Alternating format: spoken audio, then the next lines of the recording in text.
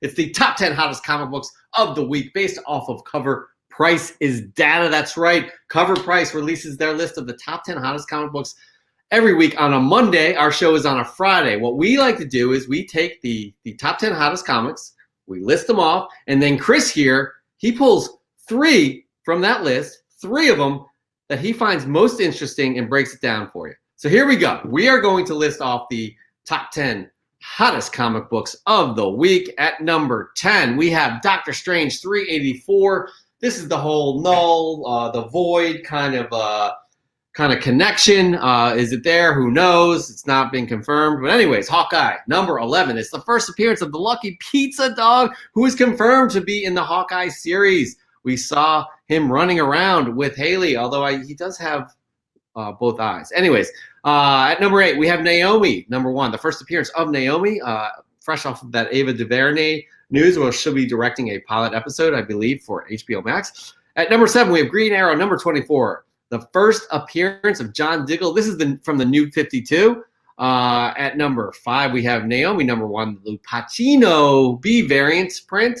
Number 4 is Toxic Avenger, number 1. We just got word that they are going to be rebooting that film. At number 3, we have Daredevil, number 25, nullified variant. Pretty badass cover. Number 2, we have Daredevil, number 25, the Salvador LaRocca 1 in 25 variant. Probably my favorite cover. And at number 1, Daredevil, number 25, the first Elektra as Daredevil. Sorry for the spoiler, but you probably already know this because this book is hot, hot, hot. And I do like that cover as well. Whoo, Chris, man, there's a lot to talk about. And it's late. Let's get through this, right? Yeah, you know, I was kind of bored by this top 10. Keep in mind, 6 of those books are only 2 books. And not to, discredit why some of them are up there, but I was really bored with this. I could have almost thrown them all out and not talked about any, especially with all the other amazing news. But guys, I picked 3. So the first one I picked just because I'm gonna clown folks. And I'm usually one that is like, dude, stop hating. I'm gonna hate right now. Not really. I'm gonna play around with it. But my number 3 pick, guys, is Hawkeye, number 11, the first appearance of Lucky the Pizza Dog.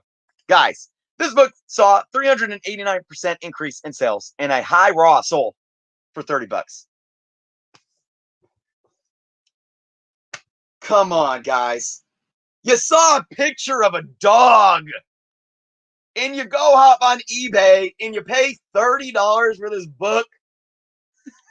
But look, hey, look, why I said I'm not going to hate. I'm not going to hate. To each their own. To their own, guys. If you want to do that, that's fine. It's not a bloated price. You're not manipulating the market. No, it's real because you wanted to pay that.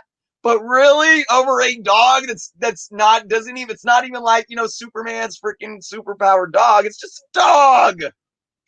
So whatever. Hey, I love dogs. I'm a dog lover. But whatever. Cute dog, though. Lucky's a cute dog. Anyways, all right. Yeah, you're right. You're right. It's fair. It's fair. It's a good run, though. That's a great run. Great read, too. It's crazy. It's crazy. But hey, I'm all about the free market, man. I'm all about it. So go ahead. Lucky the Pizza Dog. So, all right. Number 2, guys. This is interesting. Look, I don't mean to hate on this list, but I like this. I do. And that's Naomi, number 1. And you pick which one. There was 3 of them up there.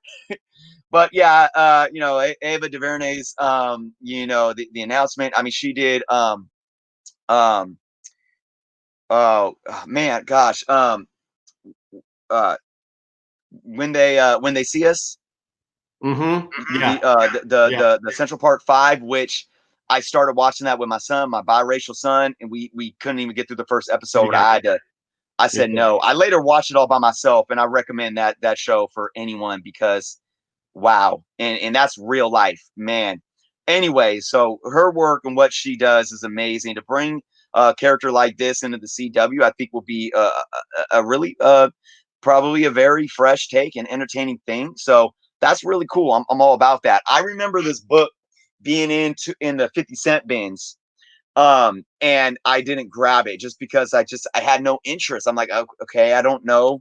But boy, do I wish I did. And no, I'm not going to blame speculators No, I'm the one that didn't pull it out of the goddamn 50-cent bin. That's my fault. Because, guys, let's look at the prices on these. The cover A 9.8 CGC, $250. The third print, even $140 in the 9.8 CGC, and the B variant, $200 for a 9.8 CGC. So this book's hot, guys. You know, and again, can it stand the test of time? We'll see. I think it. I don't think you'll ever find it in the 50-cent bins anymore. That's for sure. Yeah, this was hot, this book. Then it was not, and everybody gave up on it. And then this news happened. This news happened, I think, this week as well. No, it was last week. But now people are really regretting not picking up on. I mean, like it was insane. Anyways, all right, moving on to your final book of the week. What do you got, Chris? Yeah, I mean, hey, why not? The top 3 spots were all Daredevil #1, so I'm going with Daredevil #1. First appearance of Elektra as Daredevil. So my question there is, does that mean that Daredevil is now Elektra, since Elektra is Daredevil, or how does that work? I'm not sure. But hey, yeah, I mean, look, it's been hot, and this is an interesting one to me. You know, it's I'm not reading the story, so I can't speak to that. I think this is one that might get this can go both ways in terms of how they're playing with these characters, because Elektra's Elektra, right? You know, so I don't know. You know, this could be like the whole virus hype. You know, virus is Scorpion. He's gonna be freaking Scorpion. You know, it's like that was a sham, if you ask me. Will Elektra like be Daredevil for a long period of time, or is this even going to last to where it's going to allow this book to you know, hold value? I don't know. But only time will tell. I mean, we got the high raw maxing out at $81, guys. Current fair market value kind of even out around about $45. But you know, this is just one of those things where it's good for the hobby, I think, because I don't blame anyone. People want it. You didn't have it on your pull list. You know, you didn't have it pre-order with your previews. Oh well, don't get. You're not. I'm not reading it. I don't have it. I don't care. I mean, I think it's kind of cool. Like I kind of want to read it now, but I'll go read on my Marvel Unlimited or buy the digital copy or whatever. So don't be mad. It is what it is. The collectors and the consumers are you know, keeping the health of the market up because there's a demand for it. Will that demand last? We don't know. We'll see. We'll see how long this Elektra as Daredevil plays out. Yeah, I kind of agree with Michael Benoit. Flip 3 Daredevils this week. Don't see it lasting. I don't see it lasting either. I have an issue. I was lucky to get one. I feel like I asked my comic shop if they could hold one for me. I read the first issue of this. I have 24 more to go. But I really like what Chip Zdarsky does. I like his writing. I also like the art on there. So it looked really interesting to me. But again, Michael Benoit has some of the same points that you do. Next issue, she'll be Elektra again. Yeah, that's probably going to be the case. So anyways, definitely an interesting list. I'd say bland, but Chris, is it fair to say that next week is going to be probably way more interesting? Absolutely, man. I don't know.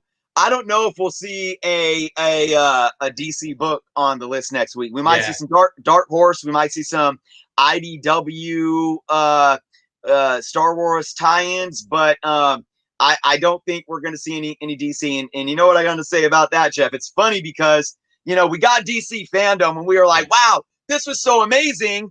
What is Marvel going to do to compete? And guess what? Marvel just, like, DC fandom was like an Easter basket. Marvel just handed like a freaking crap load of presents under the tree on Christmas morning. Like, you can't, you know, the Easter basket isn't competing with Santa Claus, man. Both Chris and I, you know, we love DC, right? Yes. I do love DC. I want to see both of these companies succeed. I want to see them just have as much success as possible. I want to see them do great with the comic books. I want to see them do great in the theater. But I have to say, guys, and fandom was exciting, probably more for Black Adam than anything else. But I have to say, it's comparing, like, AAA ball to the big leagues. You know, it really is, and Marvel kind of just blew it out the way. There were no bells and whistles on this thing. It was just a presentation, and that was it, and that was good enough for us, man. It was super exciting. So that's going to be reflected in next week's top 10 hottest comics of the week in that list, and y'all should be checking us out next week.